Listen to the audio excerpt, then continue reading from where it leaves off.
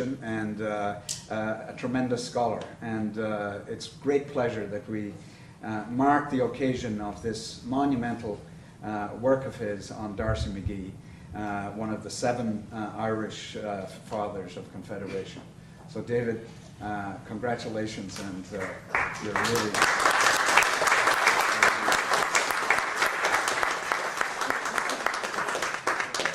I'll go without Mike. I have a very loud voice. If you can't hear me, please let me know.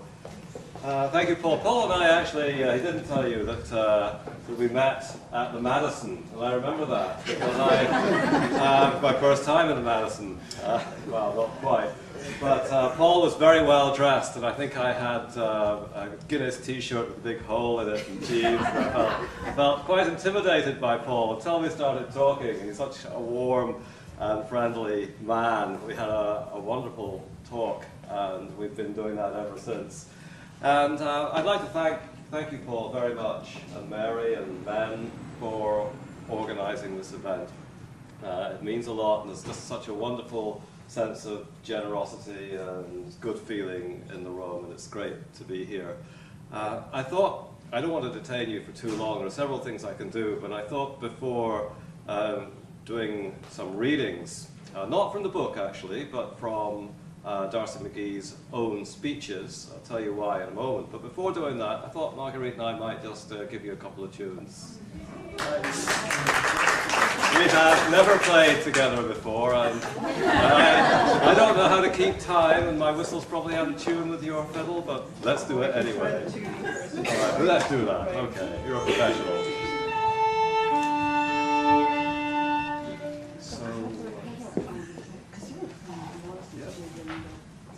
Sure.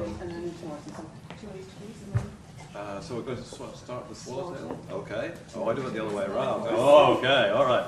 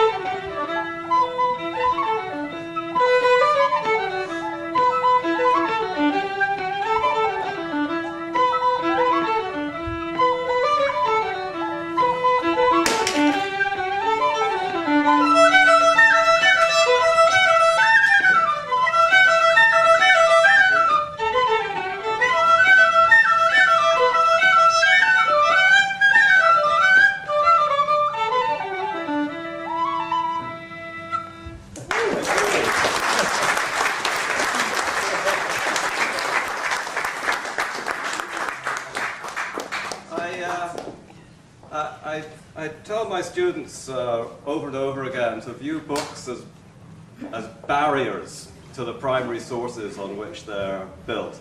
So what you've bought is a barrier to the primary sources on D'Arcy McGee. And yeah, I could read some sections for the book, but what I'd rather do is give you a direct sense of the man himself. The date is July the 4th, Independence Day. The year is 1842. Thomas D'Arcy McGee is 17 years old. Now, he's crossed the Atlantic earlier that year. He spent his 17th birthday, in fact, in the middle of the Atlantic Ocean. He crossed with his sister Dorcas and his brother Lawrence. And Dorcas and Darcy were moving to Rhode Island to stay with his Aunt Bella and Uncle Charles. He was moving not for economic reasons, but because there were family tensions. His father had married again, actually had to marry again, because the woman, Margaret O'Day, was 3 months pregnant, so marriage was in order. And Margaret and the children did not get on with each other. Thomas Darcy McGee's first mother died when he was 8 years old. He did not get on with his stepmother. None of the children did, and so he wanted out. And he saw in Aunt Bella in Rhode Island a surrogate mother. That's basically the main reason why he went in 1842. Before he left Ireland, he was living in Wexford then, and he'd been very involved in the temperance movement. I found his first poem, actually, his first published poem in the Wexford Independent newspaper, written when he was 14 years old. And you just go back through the microfilm, Wexford Independent, think, what's the earliest possible date that Darcy McGee might have written a poem? And you'd go, cranking the handle, you think, okay, 16, well, maybe 15, and then 14, and then I went to the age of 10, 1835, found nothing. 1839, his first poem, and it was on the temperance movement. This was a really ironic prelude to his subsequent alcoholism. His first poem was on the temperance movement, on Father Matthew. Ireland sober will be Ireland free. So he was very much associated, well, you'll catch this in a moment a bit more fully, he was very much associated with temperance and repeal. Father Matthew, temperance, Daniel O'Connell, repeal. And he gave speeches on both before he left for Rhode Island. Got to Rhode Island and with his cousin started looking for work in Boston. He had a hard time getting a job. He went to various newspapers and he said all they want is boys to do the dirty work. So no luck there. And then he went to a temperance meeting. He gave a short speech and he caught the attention of some of the middle-class Bostonian Irish leaders. So they invited him onto the podium July 4th, 1842, for the Independence Day speeches. This is the very first political speech that Darcy McGee ever gave on this continent. Slightly abridged, but not by much. Although a stranger and unknown in Boston, I've been requested to say a few words to the Repeal Association.